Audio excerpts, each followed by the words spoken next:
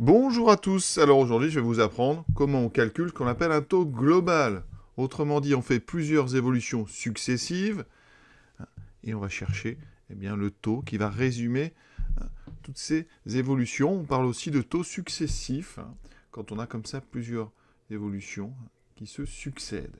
On fera deux exemples. On est parti tout de suite avec le premier exemple.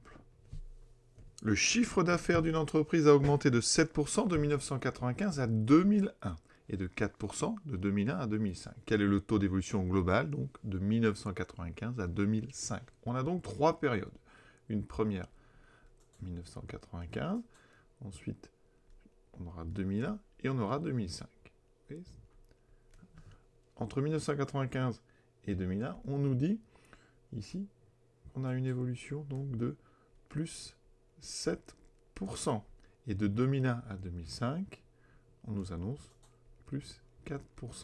La question, assez légitime d'ailleurs, c'est quel est le taux d'évolution donc de 1995 à 2005?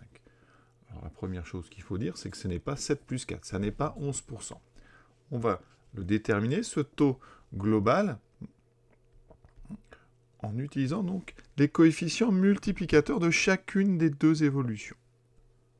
Notre première évolution, plus 7%, on a déjà vu, ça correspond à une multiplication par 1,07.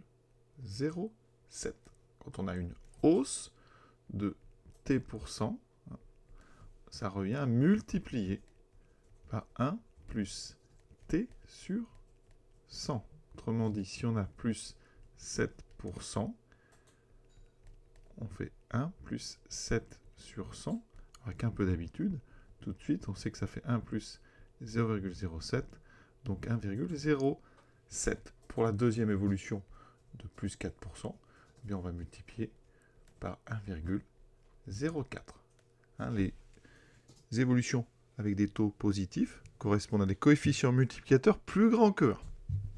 On part donc d'une valeur qu'on appellera V1 à une deuxième valeur V2 et une troisième valeur V3.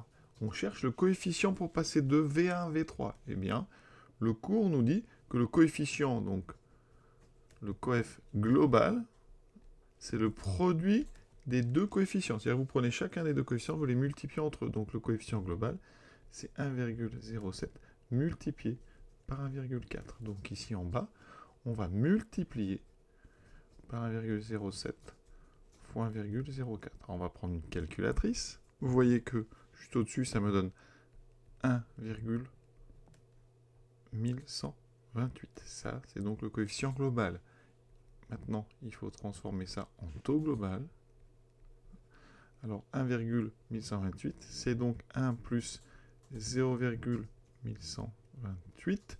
Et donc, le taux, c'est ce qu'on a rajouté ici. Donc, le taux global, c'est 0,1128. Pour passer du coefficient au taux, on fait moins 1. D'accord ? Vous enlevez en fait le 1 ici. Il me reste, si on décale la virgule de 2 vers la droite, 11,28%. Donc, si on a plus 7% et plus 4%, ça fait une augmentation. Donc, souvent, on rajoute un plus ici, une augmentation de 11,28%. Donc, rappelez-vous, on passe par le coefficient global qui est le produit des coefficients, et ensuite, on transforme ça en taux global. Deuxième exemple, avec des baisses. Donc, le prix d'un article, alors, on peut appeler ça, par exemple, prix numéro 1, coûte donc 38 euros. Donc, ici, on a 38 euros. On n'a pas besoin du prix, vous allez voir, mais parfois, on vous le donne. Cet objet donc subit une baisse de 30%, donc ici on va écrire moins 30%, ça vous donne son prix numéro 2, et ensuite il y a une deuxième baisse de, cette fois-ci, 20%. Donc on a bien deux évolutions successives, et on va chercher, nous, quelle est l'évolution globale. Et ça va très vite, il faut juste savoir convertir des taux en coefficients. Alors moins 30%, je rappelle quand même le cours. Quand on fait moins 30%, on multiplie par 1 moins 30 sur 100. Autrement dit, par 1 moins 0,30, ou 0,3, ce qui donne 0,7. Ce 0,7, on peut dire que c'est 0,70. Ça veut dire que quand vous perdez 30%, vous conservez 70%. Donc ici, on va multiplier par 0,7. On a ensuite une baisse de 20%. Donc cette fois-ci, on conserve 80%. Donc on multiplie par 0,8. Autrement dit, votre coefficient global, c'est 0,7 fois 0,8. Donc parfois, sur les copies, on écrit quasiment rien. On écrit tout de suite coefficient global égale donc 0,7 fois 0,8. Alors 7 fois 8, ça fait 56. Donc ça fait 0,56. Alors 0,56, c'est entre 0 et 1. Donc c'est une baisse. Et on va écrire ça sous la forme 1 moins 0,44. Parce que pour aller à 1, quand on est à 0,56, il manque 0,44. On a perdu 0,44. Conclusion, eh bien notre taux global, c'est justement ces 0,44 qu'on a perdu. C'est donc moins 0,44. C'est donc une baisse de 44%. Dernier exemple, très rapidement, on peut avoir plus de 2 évolutions. Ici, on va faire une baisse de 10, donc moins 10%, suivie d'une hausse de 20, donc plus 20%, suivie d'une autre hausse de 30, donc plus 30%.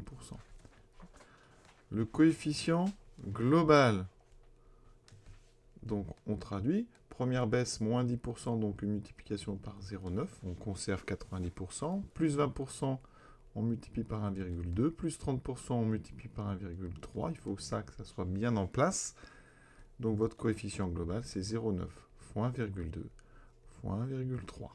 On obtient 1,404, qui est 1 plus 0,404. Conclusion, mon taux global, eh bien c'est ce plus 0,404. On convertit ça en pourcentage. On écrit plutôt ça en pourcentage. Ça fait 40,4%. Et pour bien insister, on met un petit plus. On a donc une augmentation globale de 40,4%.